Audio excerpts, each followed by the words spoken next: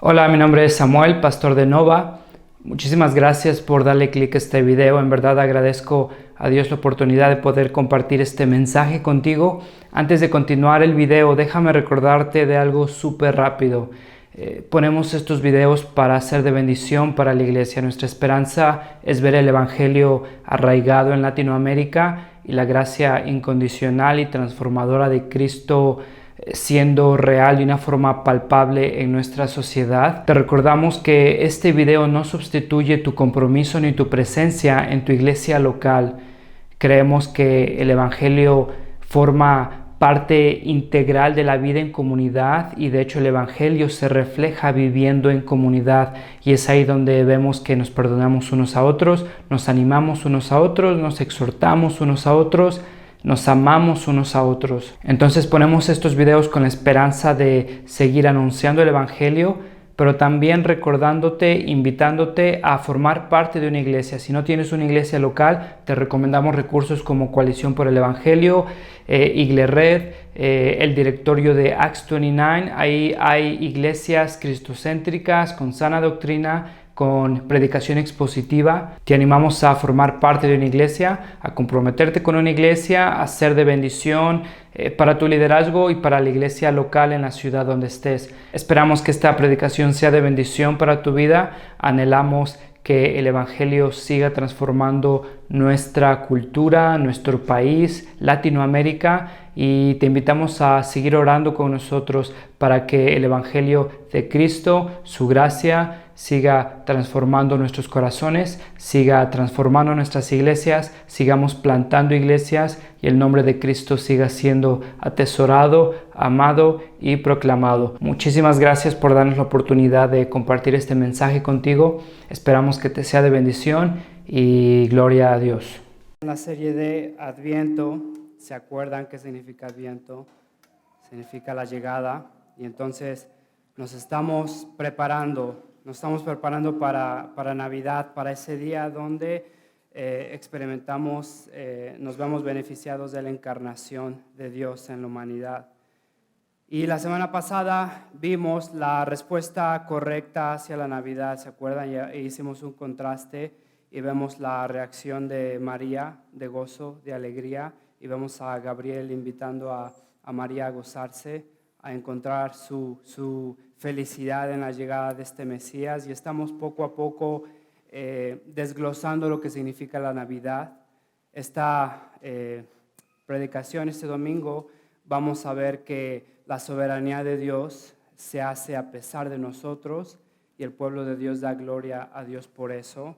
Navidad significa que la voluntad del Rey es hecha a pesar de nosotros, y el pueblo de Dios da gloria a Dios por eso.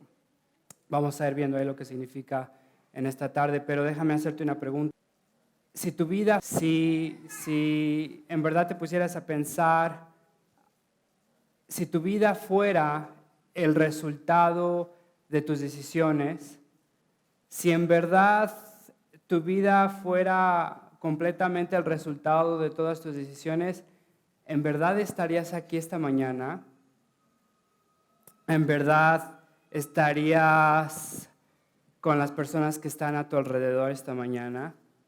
Te soy sincero, si yo fuera la consecuencia, el resultado de todas mis decisiones, seguramente no sé si en verdad seguiría vivo, no sé si tendría salud, si tendría, no sé, enfermedades venéreas, no sé, en verdad, no sé si estuviera casado, no sé si tuviera hijos, o si tuviera hijos, no sé si estuviera incluso consciente de que existen mis hijos, o si mi relación con mis hijos sería la que fuera hoy. Honestamente, te soy sincero, estoy aquí donde estoy muchas veces, y creo que la mayoría a pesar de mis decisiones. Ayer estaba con mis hijos, estábamos ahí en una liga de fútbol, y el equipo de mis hijos se ha mantenido constante, estoy muy orgulloso de ellos. Han perdido cada partido, pero por lo menos se han mantenido con una actitud de constancia. Y Y algo interesante que en el partido, y cada vez que juegan es lo mismo, tienen dos entrenadores. Y los dos entrenadores pues se meten al partido y empiezan ahí a animar, a dar ahí consejos. Pero algo interesante es que un entrenador les dice una cosa, el otro entrenador les dice otra cosa al mismo tiempo. Y después hay muchas mamás que se emocionan y empiezan a animar ahí al equipo. Y algo interesante es que también cada una da el consejo que quiere. Ayer, muy chistoso, no voy a decir nombres, pero era una señora ahí que es abuela de uno de mis hijos, o de mis hijos, y entonces le estaba dando instrucciones al equipo, y entonces ellos estaban yendo hacia este lado, y entonces en vez de decirles suban, o sea, ataquen, les estaba diciendo bajen, bajen, bajen, y entonces todos estaban diciendo no, suban, suban, pero en medio de toda esa conmoción, confusión, al final del partido los entrenadores terminan frustrados. Hay unos que ya hasta se están rascando ahí la cabeza, están aventando la cachucha. Las mamás están ahí sin voz, abuelas frustradas porque no juegan como no quieren jugar. Los niños terminan confundidos. ¿Y sabes por qué es esta frustración? Porque cada uno quiere que su voluntad sea hecha. Cada uno quiere que el niño vaya a donde tiene que ir de la forma que esta persona piensa que tiene que ir, y hay muchas opiniones, hay frustración porque no se hace lo que esta persona piensa.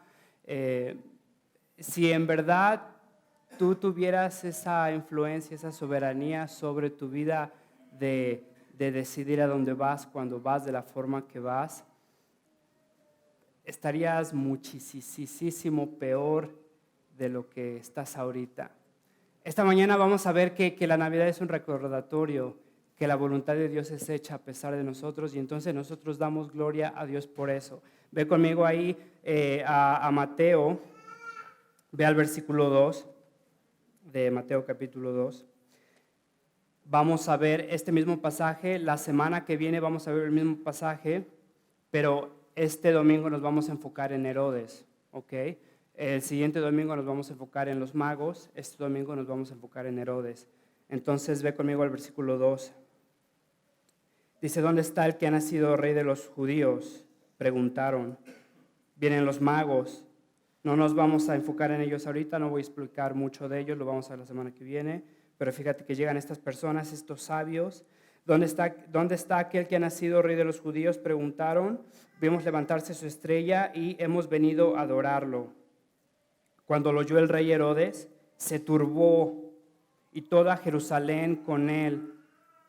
Versículo 4, así que convocó de entre el pueblo a todos los jefes de los sacerdotes y maestros de la ley y les preguntó dónde había de nacer el Cristo. ¿Te das cuenta de la reacción de Herodes? Escucha de estos sabios viniendo de una tierra lejana preguntando por el rey de los judíos, y entonces Herodes se turba. Herodes se turba y toda Judea se turba con él.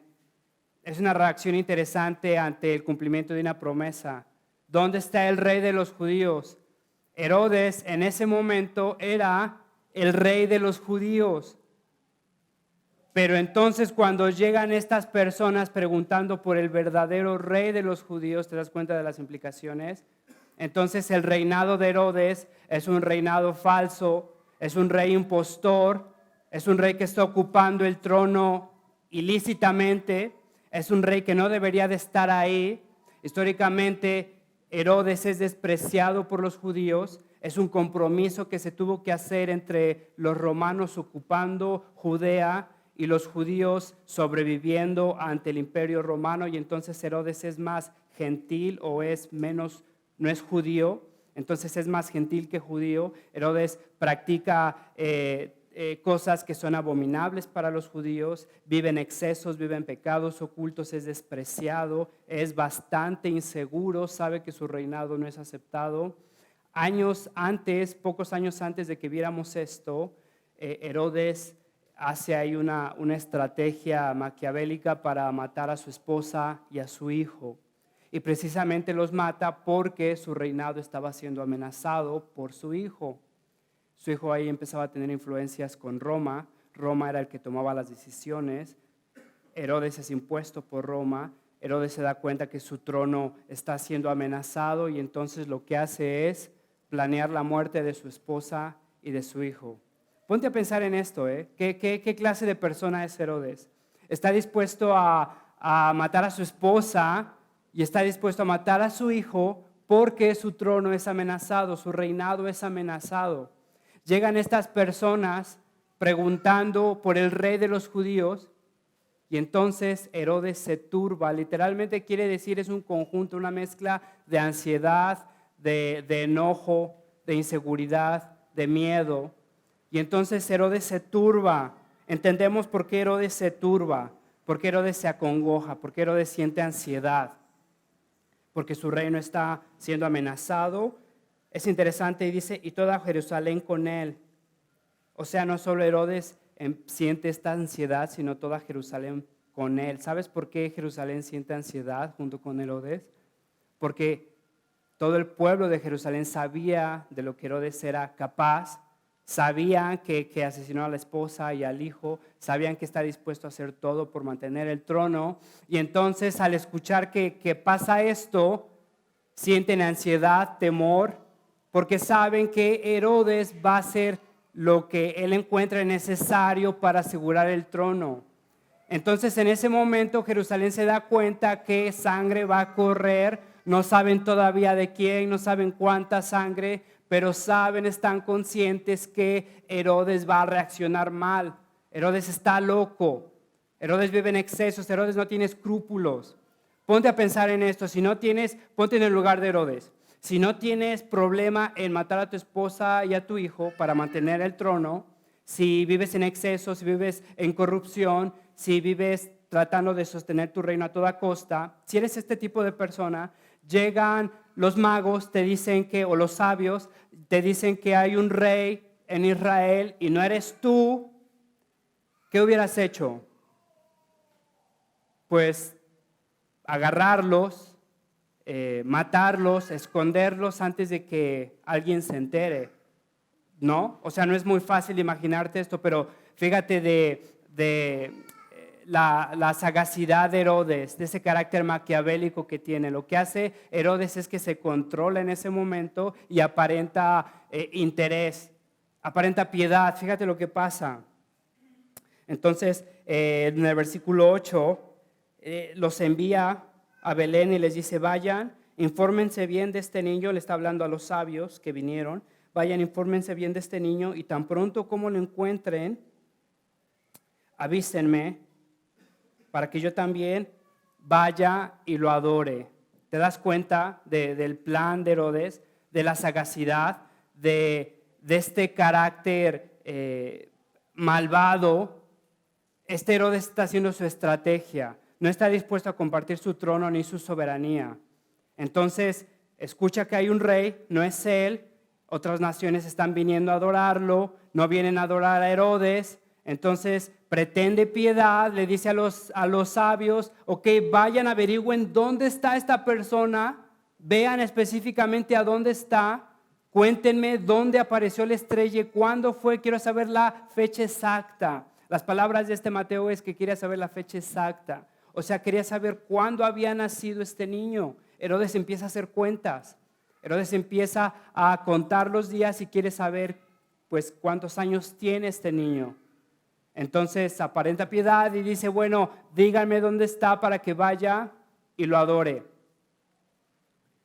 Antes averigua, ¿te acuerdas? Con los escribas, con los sacerdotes.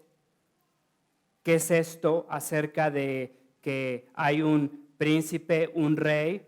Y entonces los sacerdotes le dicen, Miqueas 5, hay una profecía de Miqueas 5 donde Dios le había dicho a Israel que se levantará un príncipe y este príncipe pastoreará a su pueblo.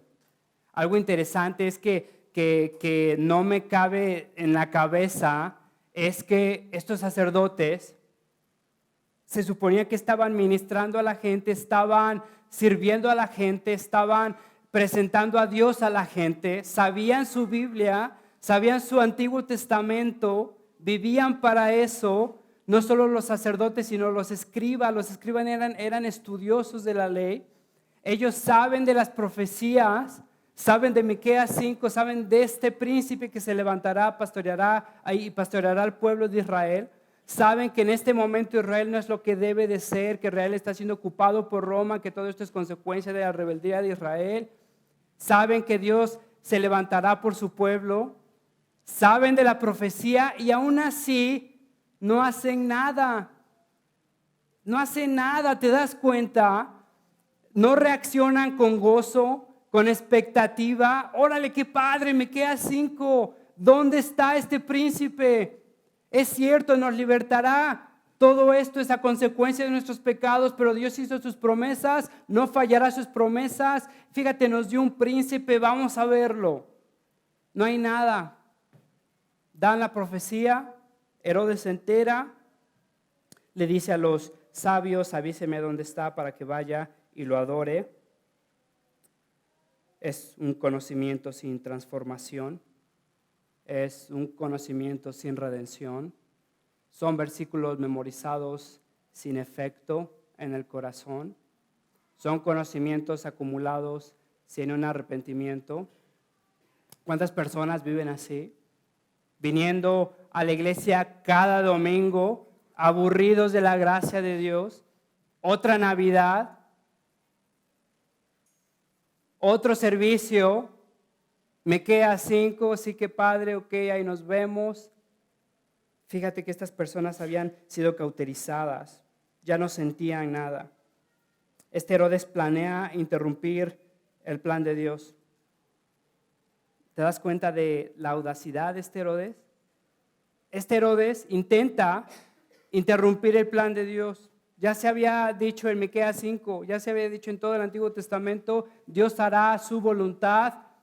Herodes se siente amenazado, sabe que si hay otro rey, entonces él no es el verdadero rey, no quiere compartir su trono, siente ansiedad, siente temor, y entonces se dispone a echar a perder el plan de Dios. Siente ansiedad. ¿Has visto a personas en el tráfico pitándose, recordándose a su ser más querido? ¿Has visto eso? Personas ansiosas, personas enojadas, que piensan que se merecen pasar en el momento que deben de pasar, personas reaccionando mal en, no sé, en oficinas de gobierno, porque no leyeron el papel que necesitaban en ese momento. Y entonces, si es su soberanía y se debe de hacer su voluntad, ¿qué le pasa a esta persona? Y los ofendemos y los menospreciamos. ¿Te acuerdas de este comercial de las galletas Emperador? Que gritaron, que las personas gritan, guardia. ¿No sería padrísimo? Lo he pensado muchas veces, sería padrísimo. Estoy atorado, no sé si han visto que están componiendo enfrente de Plaza Ánimas y fui a hacer la despensa ahí, no te miento, tardé como 40 minutos ahí en ese embotellamiento. En ese momento hubiera sido padrísimo, guardias, que se quiten todos y me dejen pasar. Estaba platicando con mi esposa, ¿cómo se les ocurre hacer esta obra ahorita? O sea, voy a hacer la despensa. ¿Qué no saben que voy a hacer la despensa? No somos así. Este Herodes se siente soberano, siente que se deben de hacer las cosas como él piensa que es mejor, está dispuesto a hacer todo, siente ansiedad, rabia, temor, se dispone a deshacer el plan de Dios. La voluntad de Dios es hecha a pesar de nosotros. Versículo 16. Cuando Herodes se dio cuenta de que los sabios se habían burlado de él, se enfureció y mandó a matar a todos los niños menores de 2 años en Belén y en sus alrededores, de acuerdo con el tiempo que había averiguado de los sabios. ¿Te das cuenta de la maldad de Herodes? ¿Te das cuenta de ese corazón deformado, controlado por sus miedos, por su rabia? ¿Te das cuenta del dolor que causó por considerarse soberano sobre los demás, por poner su bien por encima del bien de los demás, por pensar que él se merecía la adoración? Su reinado sobre todo, su soberanía sobre todo, no es muy diferente a personas que están dispuestas a destrozar hogares para hacer su voluntad, a imponer su voluntad violentamente en sus hijos, en sus esposas, en sus esposos, porque se creen soberanos. No es muy diferente a personas que están dispuestas a lastimar a toda una nación para salirse con la suya, a desviar fondos, y esos fondos no ser recibidos por las personas que lo necesitan porque se quieren salir con las suyas, tal vez a dar medicamentos falsos a niños que son diagnosticados con cáncer. Lo experimentamos en Veracruz. ¿Te das cuenta de este corazón que se cree soberano? De estas familias lastimadas, de estos hijos lastimados, de estos matrimonios destrozados, que estamos dispuestos a hacer absolutamente todo para que nuestra voluntad sea hecha. No somos muy diferentes a Herodes. Fíjate que Herodes está dispuesto a matar cientos de bebés, cientos de bebés. La sangre corría por las calles, sangre de bebés. ¿Te das cuenta de la atrocidad, de la perversión de este evento? Herodes está siendo amenazado, no está dispuesto a compartir su soberanía, manda a matar a niños. Versículo 17, entonces se cumple lo dicho por el profeta Jeremías. Date cuenta que Mateo es judío, Mateo conoce su Biblia. Mateo quiere expresar el dolor con lo que sabe, con su Biblia. Fíjate dónde va, a Jeremías 31. Y en Jeremías 31 el contexto es que el pueblo de Dios está siendo cautivo, está sufriendo el cautiverio de las naciones que lo oprimían, están siendo atormentados, están siendo esclavizados. Y entonces en ese contexto Jeremías escribe, y en poesía, en una forma ilustrativa, lo describe como: se oye un grito en Ramá, llanto y gran lamentación. Es Raquel que llora por sus hijos y no quiere ser consolada. Es Raquel que llora por sus hijos y no quiere ser consolada. Sus hijos ya no existen. ¿Te acuerdas quién es Raquel? ¿Te acuerdas quién es Raquel? Raquel es la hija de Labán, la esposa de Jacob, se convertiría en Israel. Es la mamá de este José. Esta Raquel es la que tiene a José y a su otro hijo Benjamín. Y entonces en las palabras de este Jeremías, esta Raquel, en ese tiempo cuando estaban siendo cautivos, Raquel ya había muerto muchos años, pero en esa poesía que escribe es Raquel que está lamentándose por todos los hijos de Benjamín y por todos los hijos de José que han sido muertos en el cautiverio. Y entonces es una madre llorando por sus hijos. Es una madre literalmente gritando. Es una madre desconsolada que grita. No sé si has escuchado los gritos o los gemidos de una mamá que ha perdido a sus hijos.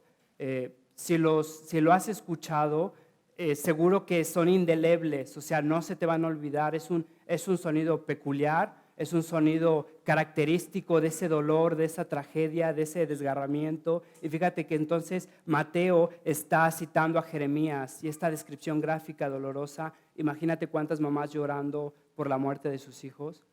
Imagínate el dolor que se estaba viviendo en ese momento. Imagínate el sufrimiento. Imagínate a Herodes imponiendo su voluntad.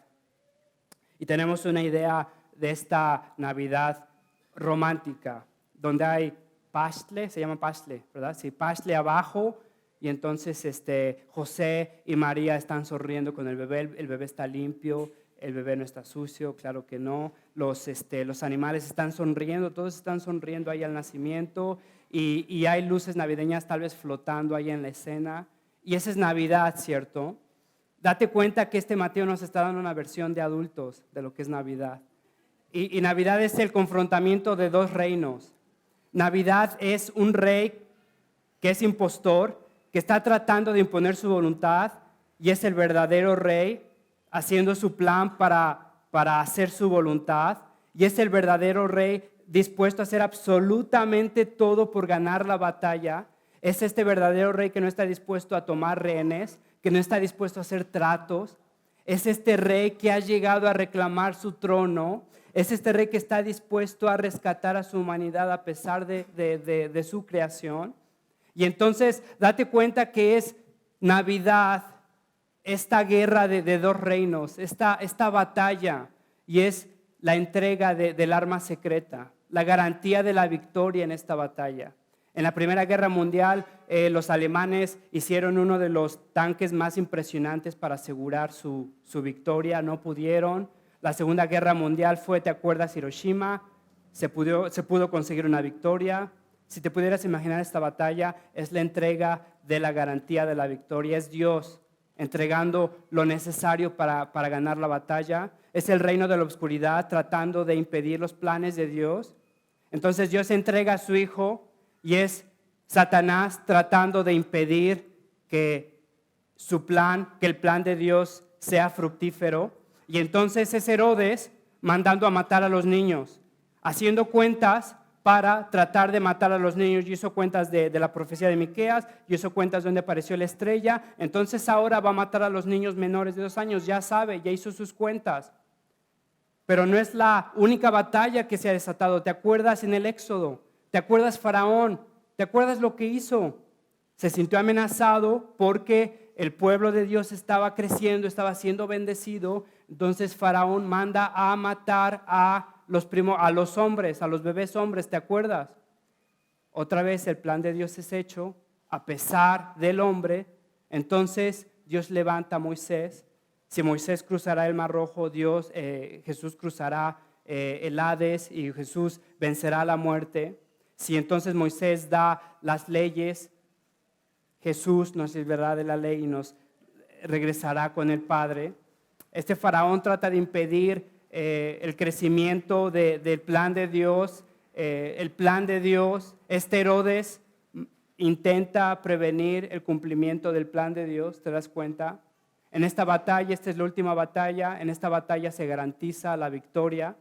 Dios entrega a su Hijo. Y entonces date cuenta que Navidad es un recordatorio. Si tratas de pensar en cómo te puedes preparar para Navidad, cómo es que puedes tener un corazón dispuesto para celebrar a una Navidad, te diría una Navidad más adulta, más bíblica. Recuerda que Navidad es ese recordatorio, esa declaración de que la voluntad de Dios es hecha a pesar de nosotros y gloria a Dios. ¿Y sabes por qué es importante para nosotros como iglesia, como cristianos, hacer este ejercicio espiritual, mental? Porque nos acercamos al cristianismo, te diría muy honestamente, no sé si todos, tal vez todos sí o muchos, pero nos acercamos al cristianismo, al principio te diría que todos, con esta idea que Dios hará mi voluntad. Y no lo decimos explícitamente, claro que no, somos demasiado espirituales para eso. Pero tenemos esta idea, o sea, venimos a la iglesia para tener un matrimonio perfecto, ese es nuestro plan. Venimos a la iglesia y traemos a nuestros hijos para que nuestros hijos crezcan obedientes, ese es nuestro plan. Y para nosotros obediencia entonces es tal vez apariencia exterior, tal vez que no me griten delante de todos, qué vergüenza. Entonces se está revelando mucho, lo llevo a la iglesia. Mi matrimonio está siendo afectado, lo llevo a la iglesia. Y entonces tenemos incluso este dicho, que Dios cumpla los deseos de tu corazón. O estoy orando para que Dios cumpla los deseos de tu corazón. No oren eso por mí, se los ruego. Porque mi corazón es engañoso más que todas las cosas. Necesito que la voluntad de Dios se haga a pesar de mi corazón. Oren por eso. Pero oramos, sí, que Dios te dé los deseos de tu corazón. No sabes lo que estás pidiendo. Los deseos de tu corazón. ¿Quién te asegura que son los deseos de Dios? Nos acercamos a Dios para utilizar a Jesús como un volantito que nos lleve a donde queremos ir. Y le ponemos la estampa de cristiano. Pero que si la voluntad de Dios para tu vida tal vez es tener un matrimonio difícil y crecer en esa experiencia, paciencia, amor, gracia. Que si después de venir a la iglesia 10 años tu matrimonio sigue siendo un 6. Antes, no sé, tal vez era un 2. Ahora vas al 6 y Dios está trabajando contigo más que trabajando con tu esposa. ¿Qué piensas de eso? ¿Qué piensas si en tu matrimonio Dios es el que te está quebrantando a ti y no ves mucho quebrantamiento en tu pareja? Fíjate lo que dice un autor cristiano. Si el Señor cierra una puerta, Jared Wilson, si el Señor cierra una puerta, no necesariamente abrirá una ventana. ¿Has escuchado eso? No te preocupes, Dios cierra una puerta, pero te abre una ventana. ¿A poco? Fíjate, tal vez Dios te quiere adentro de la casa cuando ésta se derrumbe. ¿Qué piensas? ¿Has escuchado como cuando se te hace tarde, ¿no? Te levantas tarde, eres irresponsable y pierdes el ADO. Te das cuenta después que el ADO tiene un accidente. Y entonces no estabas ahí, ¿no? Porque se te hizo tarde. Y llegas a pensar, mira cómo Diosito me protege. Me protege mucho porque mira lo que pasó, me impidió que me metiera en este autobús. Ok, bueno, entonces está desesperado procurando tu bienestar. ¿Qué onda de los que se fueron al ADO y sufrieron y tal vez murieron o experimentaron muerte de otra persona? No, olvídate de ellos, pero Diosito me protege a mí. O sea, Diosito está velando por mi bien y yo por eso soy cristiano, porque Dios me cuida. ¿Y qué si había un cristiano en ese ADO que murió? ¿Y qué si había un papá cristiano que perdió a su hijo? La voluntad de Dios es hecha a pesar de su pueblo, y su pueblo da gloria a Dios por eso. Entonces el cristianismo es esa relación con Dios y nos acercamos al cristianismo para conseguir a Dios. No nos acercamos al cristianismo para conseguir lo que queremos, que pensamos que Dios nos va a dar. Navidad es el recordatorio de eso. Si viéramos Navidad como un diamante en muchos aspectos, piensa en este aspecto de este diamante de Navidad, que Navidad es ese recordatorio que es la voluntad de Dios hecha. Él es soberano. Herodes no es soberano. Tú no eres soberano. Es la voluntad de Dios hecha a pesar de su pueblo. Si no me crees, fíjate lo que pasa. Dios está dispuesto a interrumpir los planes de las personas. Versículo 18 del capítulo 1. El nacimiento del Cristo, de Jesús el Cristo, del Mesías, del Salvador, fue así. Su madre María estaba comprometida para casarse con José, pero antes de unirse a él, resultó que estaba encinta por obra del Espíritu Santo. Date cuenta de esto, la voluntad de Dios es hecha. El nacimiento de Jesús, el Cristo, fue así. Su madre estaba comprometida para casarse con José. María ya tenía planes, los papás de María ya tenían planes, los papás de José ya tenían planes, José ya tenía planes, habían ya estado por lo menos un año comprometidos, con contacto, con pláticas. Todavía no vivían juntos, todavía no podían consumar su relación, pero estaban ahí en un proceso de compromiso. Para nosotros es extraño porque tenemos una idea muy romántica de amor, que lo sientes y sientes gusanitos. En este entonces era una decisión que se hacía delante del pueblo, delante de Dios, y se tenía esa convicción que buscabas un hombre piadoso a una mujer piadosa, y los sentimientos venían después a consecuencia de esa relación. Entonces, no sé si José y María ya tenían sentimientos ahí entre ellos, pero ya tenían un año conociéndose por lo menos ya estaban ahí emocionados, ilusionados de lo que iba a pasar. Ya estaba María, no sé, escogiendo las cortinas, ya estaba emocionada viendo cómo decorar su casa, porque no te despegues mucho de la historia. O sea, María es una mujer como cualquiera, con ilusiones, José también. Y entonces estaban ahí emocionados, y llega Dios y se le ocurre interrumpir el plan de estas personas. Estaba comprometida para casarse con José. Olvídate de tus planes, son buenos planes. Son buenos planes, son planes morales, no son planes que son inmorales, ¿no? Olvídate de tus planes, son buenos, sí, pero tengo otros mejores. Ponen a María en riesgo de ser abandonada por José. Segurísimo le da la promesa de vivir con un estigma social. Sí, Jesús sí nació del ángel, ok, nació del Espíritu, ok, bien, sí. Ahora María va a vivir con ese estigma, Jesús va a vivir con ese estigma. Algo interesante es que no vemos a José en los 4 testamentos en el ministerio de Jesús, y el consenso es que José seguramente murió durante la vida de Jesús, porque no hay mención de él, no aparece ahí. Entonces fíjate lo que pasa. María se le interrumpen sus planes, se le da la promesa de un estigma, sufre la muerte de su esposo y sufre la tortura de su hijo. A María se le dio un plan que no escogió y los planes de María fueron interrumpidos, ¿te das cuenta? La soberanía de María no es existente. José, fíjate el versículo 25, pero cuando él estaba considerando hacerlo, dejar a María, se le apareció en sueños un ángel del Señor y le dijo, date cuenta de esto, José, hijo de David, no temas, es un imperativo. Imperativo quiere decir una orden, no te está dando opción. Si quieres, no temas. No temas. No temas recibir a María por esposa, porque ella ha concebido, ya se ha hecho. Versículo 21, dará a luz un hijo. Es un futuro afirmativo, quiere decir que indudablemente va a pasar. Dará a luz un hijo y le pondrás por nombre Jesús. Se le dice incluso cómo ha de nombrar a su hijo. O sea, lo que considerabas que era tu esposa, aguanta, que va a tener un hijo, no es tuyo, y lo vas a llamar Jesús.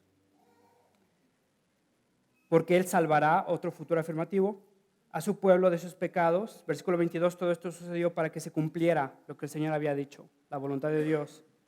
Versículo 24, cuando José se despertó, hizo lo que el ángel del Señor le había mandado. José hizo la voluntad de Dios. Hizo lo que el ángel del Señor le había mandado.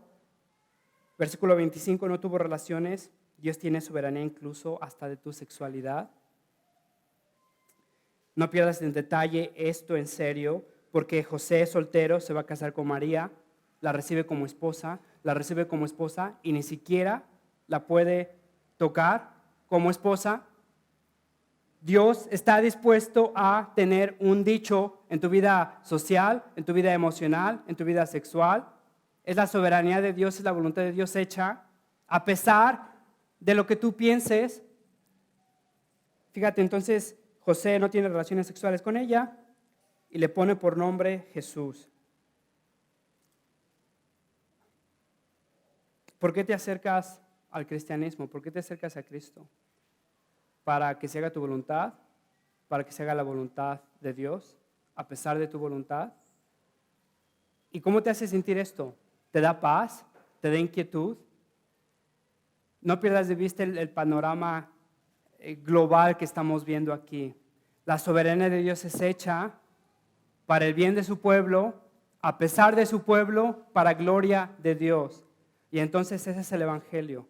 Cuando el pueblo de Dios se ha rebelado con Dios, no quiere a Dios, entonces Dios entrega a su Hijo, no porque el pueblo de Dios es lo que es, sino a pesar de lo que el pueblo de Dios es, entrega a su Hijo para rescatarlos, y es la voluntad de Dios hecha a pesar de su pueblo, porque estábamos muertos en nuestros delitos y pecados, no queríamos a Dios, no podíamos siquiera querer a Dios. La voluntad de Dios es hecha a pesar de su pueblo, por su pueblo, para gloria de Dios. Eso nos debe de dar confianza.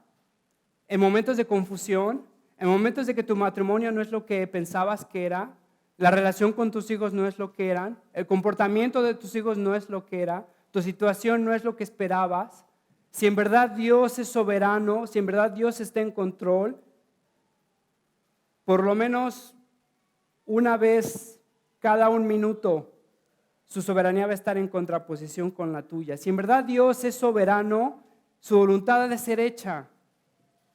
Tu voluntad no, porque tú no eres soberano. Entonces en esos momentos de confusión, Dios, yo lo hubiera hecho así, ¿por qué me está pasando esto? No me lo merecía. Dios está en control y su voluntad es hecha a pesar de su pueblo. Sinceramente, si le hubiéramos dado un voto a Israel para ver cuál era el plan de redención, no lo hubieran aceptado y no lo aceptaron. Terminaron rechazando a Cristo. Entonces, date cuenta que esta faceta de Navidad nos alienta a confiar en la soberanía de Dios. Dios está en control, a pesar de nosotros, por nuestro bien. ¿Te acuerdas? Dios no nos llevará a lugares que no queremos ir para producir en nosotros lo que no podemos producir por nosotros mismos. El plan de Dios para ti no es un matrimonio perfecto, no son hijos perfectos, El plan de Dios para ti es quebrantamiento, arrepentimiento, un conocimiento verdadero de Dios y su voluntad. Dios está dispuesto a interrumpir tu soberanía, tu pseudo soberanía. En momentos de confusión confiamos en el Rey, es soberano, su voluntad es hecha. Ya nos demostró que su voluntad es para nuestro bien, a pesar de nosotros, para su gloria. Ya nos lo demostró, nos dio a su Hijo, nos dio al Rey. El Rey es soberano, reina sobre todo. Nosotros entonces lo adoramos, nos sometemos, confiamos en Él. Deja compartirte otra cita de C.S. Lewis. Si no has leído a C.S. Lewis, también te lo recomiendo. Esta cita está larga, pero me gusta porque es bastante honesta. Fíjate lo que dice: el entusiasmo que vemos hoy en día por el gobierno democrático, o sea, por el voto, se debe a que gente como Rousseau era un humanista, pensaba en el varón intrínseco del ser humano. Dice: el entusiasmo que vemos hoy en día por el gobierno democrático se debe a que gente como Rousseau, quien cree en la democracia, porque pensaba que la humanidad era tan sabia y noble que todos se merecían una participación en el gobierno. ¿Has escuchado de esta idea? Tal vez no en gobierno, pero todos nos merecemos tener un voto, todos merecemos tener opinión, todos tenemos derecho, todos somos intrínsecamente buenos y dignos de confianza. Esto surgió como en el humanismo. Entonces la democracia, sí, todos somos dignos, todos somos sabios, todos somos nobles. Fíjate lo que dice C.S. Lewis: el peligro de defender una idea democrática con estos argumentos es que no son ciertos. Me doy cuenta de que esto no es cierto sin tener que mirar demasiado lejos. Mirándome a mí mismo, no merezco una participación en el gobierno ni de un gallinero, mucho menos de una nación. ¿Quién te hace creer que tu opinión es buena? ¿Quién te hace creer que mereces o que eres digno de respeto? Fíjate, la verdadera razón por la democracia es que la humanidad es tan desgraciada que ninguna persona puede ser confiada con autoridad total sobre los demás. Aristóteles alguna vez dijo que algunos nacieron aptos solamente para ser esclavos. Proverbios lo dice: el necio nació para recibir azotes en su espalda. Las personas que toman decisión tras mala decisión, se les da buen consejo, toman mala decisión. Aristóteles lo dice. Entonces, algunas personas nacieron solo para ser siervos. Fíjate lo que dice C.S. Lewis. No lo contradigo, hay personas que en verdad no tienen entendimiento. Dice: sin embargo, rechazo la esclavitud porque no encuentro a ningún ser humano digno de ser amo de algo. Esa es la soberanía del hombre. Date cuenta que esa es la soberanía del hombre.